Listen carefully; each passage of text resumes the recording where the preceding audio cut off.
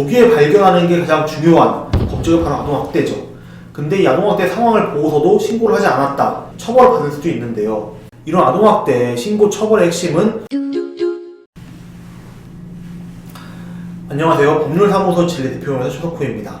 사건이 발생했을 때 빠른 판단으로 신고를 해가지고 아동학대를 조기에 예방하는 경우도 있긴 하지만은 신고를 하지 않아가지고 아동학대가 더 크게 발생하는 경우도 생각보다 많습니다. 특히 이제 보복이 두려워서 신고를 할 수 없다라는 경우가 대부분인데요. 실제로 교사였던 A씨는 아동학대 의심 정황을 경찰에 신고를 했는데 막상 경찰이 신고자에 대한 보호를 제대로 하지 않아가지고 결국 보복성 행동에 두려움에 떨었다라고 하는 일도 있었죠. 그럼에도 불구하고 아동학대를 보았다라고 하면은 신고를 하는 것이 좋은데, 왜냐하면은 신고 의무자가 아동학대를 신고하지 않는다라고 하면은 500만 원 이하의 과태료가 부과될 수도 있거든요.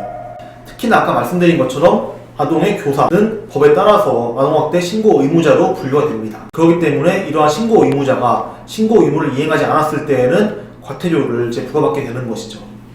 하지만 요즘 이제 아동학대 관련 사고가 정말 많이 나오고 있다 보니까 아동학대에 대한 신고를 적극적으로 하는 분들이 많아지고 있다는 것은 다행인 것 같습니다. 그렇다면은 이런 아동학대 처벌에 대한 규정은 어떻게 되어 있는지 한번 살펴보자면은, 만 18세가 되지 않은 아동한테 중상해를 가하거나 생명을 유독하게 만들었다 라고 한다면은 최소 3년부터 징역형이 주어지고요. 만약에 아동이 사망에 이르렀다 라고 한다면은 최소 5년의 징역부터 무기징역까지 내어질 수 있는 만큼 아동학대가 정말 심각한 범죄다 라는 것을 법 규정에서부터 알 수 있는 것 같습니다. 이런 아동학대 신고 처벌의 핵심은 가해자뿐만 아니라 아동학대 행위를 방조한 사람에 대해서도 처벌을 하게 만들겠다라는 것이 특이점이라고 보시면 되겠습니다.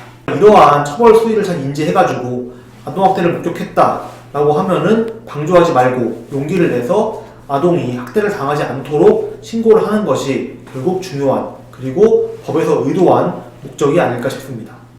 물론 이제 신고를 하는데 재판에 확실한 도움이 될 만한 증거도 없고 단순히 추상적인 근거만 진술했다라고 하면은 신고를 하더라도 그 신고 대상자의 아동학대가 인정이 되지 않는 경우도 종종 발생합니다.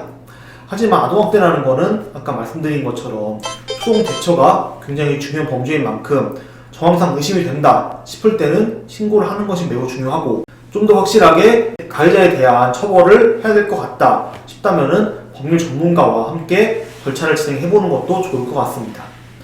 오늘은 일어나지 않았으면 하는 범죄인 아동학대 범죄에 대해서 이를 방조한 경우, 그리고 그 범죄의 처벌 수위를 알아봤는데, 만약에 주위에서 아동학대를 목격하셨다라고 하는 분들에게 이 영상이 도움이 되었으면 좋겠습니다. 모두 알람 설정 해두셨죠? 다음에 또 유익한 영상으로 뵙겠습니다. 구독과 좋아요도 부탁드리겠습니다.